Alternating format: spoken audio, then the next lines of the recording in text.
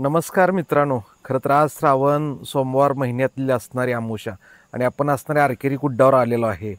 जे असणाऱ्या शनिवारी अमावस्येचं दर्शन खूप पवित्र समजलं जातं आणि पवित्र या असणाऱ्या महिन्यातलं शनी अमावस्या असणारी आपण दर्शन घेण्यासाठी आलेलो आहे. आणि आपण हे गुड्डाचं असणारे विजापूरमध्ये हे मंदिर बघू शकताय आणि हे असणारं आरकेरी देवाचं देवस्थानचं हे मंदिर आपण खरं तर दर्शन आता असणारं हे बघू शकताय मंदिर. आणि मंदिराचा असणारा हा एकंदरीत परिसर आहे. आपण दर्शन रांगेत उभारून असणाऱ्या मंदिराच्या देवाच्या मुख्य गाभाऱ्याकडे चाललो. हे आपण मुख्य गाभाऱ्याकडे हे आपल्याला घरी बसून निवांत दर्शन बघा.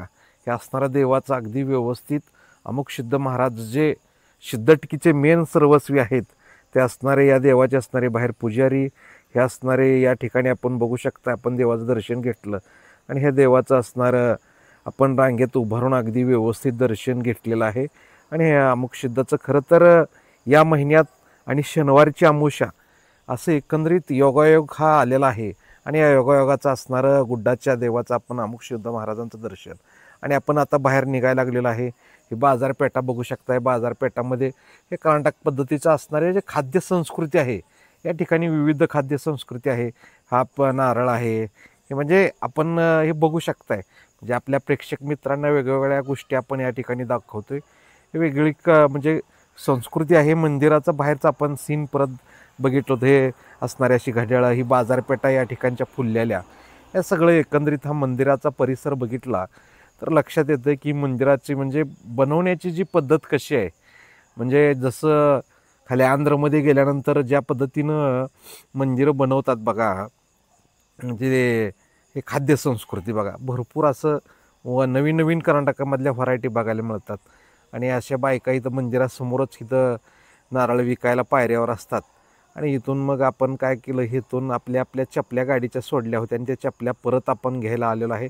आपलं आता दर्शन झालेल्या नारळवाल्यांचं आपण आता पैसे जातानाच अगोदर दिलं होतं त्यामुळं आता आपण आपल्या गावाकडे जातो आहे. खरं तर ही खाद्य संस्कृती ही असणाऱ्या देवाचं परत एकदा शेवटचा हात जोडून दर्शन घेऊन आपण आज चाललो होतो. तोपर्यंत आपण एकदा शिखराचं पुन्हा एकदा दर्शन घ्यावं म्हणलं. सुंदर असं कुठंच नाही शिखर बघायला मिळत. हे असं असणारं सुंदर असं प्रवेशद्वार आहे. या दारातनं आत जाऊन मग देवाचं दर्शन. अशा पायऱ्या इथे 50 पायऱ्या होत्या एवढ्या पायऱ्या. आणि ही सगळ्यात महत्त्वाचं सगळ्यासाठी लागणार असणारी घोंगडी आहेत.